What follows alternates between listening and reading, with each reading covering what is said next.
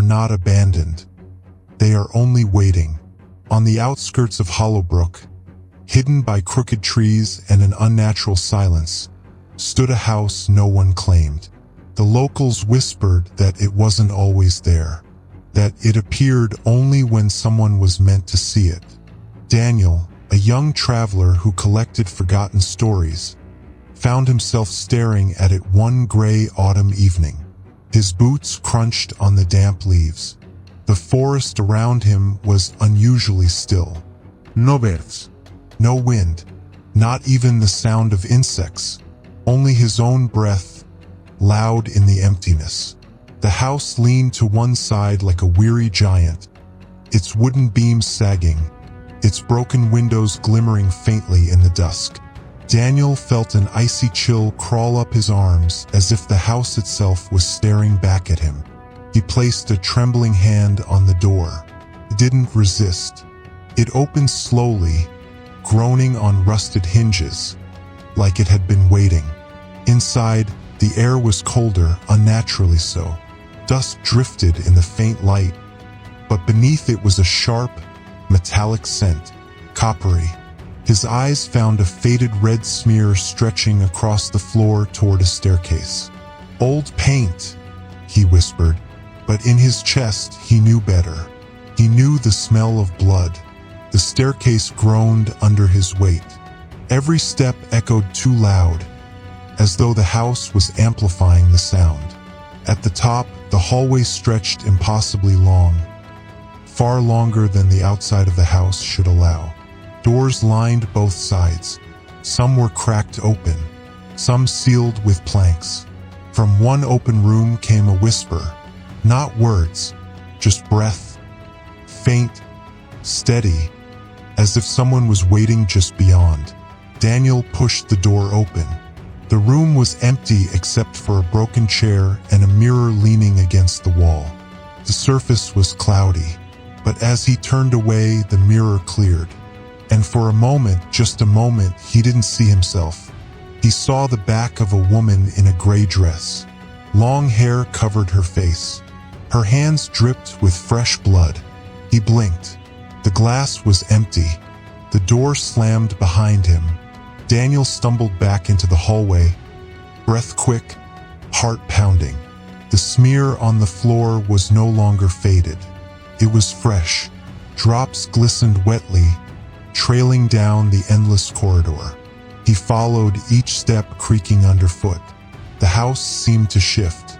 The hallway grew longer, stretching further than possible. Doors multiplied.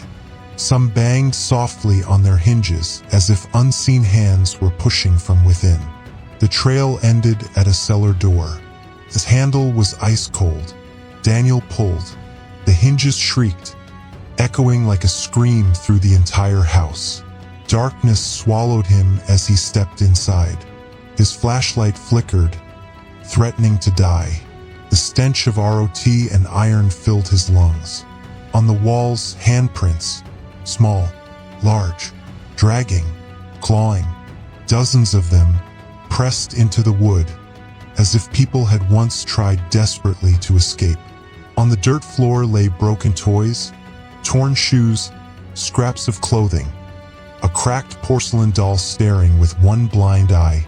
At the far end, something moved, a figure hunched low, dragging itself across the ground.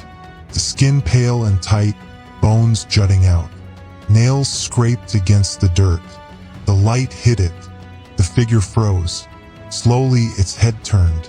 Blood trickled from its mouth. "You shouldn't have come," it whispered. Daniel fled, slamming the door, lungs burning. Upstairs again, he stumbled into a side room. There, an old chest wrapped in chains. With trembling hands, he tore it open. Inside lay a leather-bound journal. The pages were filled with the same phrase, scrawled again and again. "We are still here. We are still here." Deeper in the book were names. Dozens. Hundreds. Every one of them violently crossed out in thick red ink. At the bottom, a space remained blank. Empty. Waiting. The ink pen lay there, still wet. As Daniel's hand brushed the page, his flashlight died. The house went pitch black. Then footsteps, not one, many, surrounding him from every direction. The walls trembled as whispers grew louder, colliding until they became SRMs. He ran, but every hallway stretched endlessly. Every door he opened led only to more hallways, more shadows, more whispers. The house had no exit. Daniel stumbled into a room lit by a single candle. In the corner, she stood, the woman from the mirror, the gray dress soaked through with blood. She lifted her head. Her eyes were gone. In their place, hollow sockets dripping dark red. "You belong here now," she whispered. The candle went out. Daniel woke to daylight seeping weakly through broken windows. The house was silent again. Had it all been a dream? He looked down. His hands were stained red. On the floor beside him lay the journal, open, the last page no longer blank. His name was written there. Some places are not abandoned. They are only waiting. And once they find you, they never let you leave.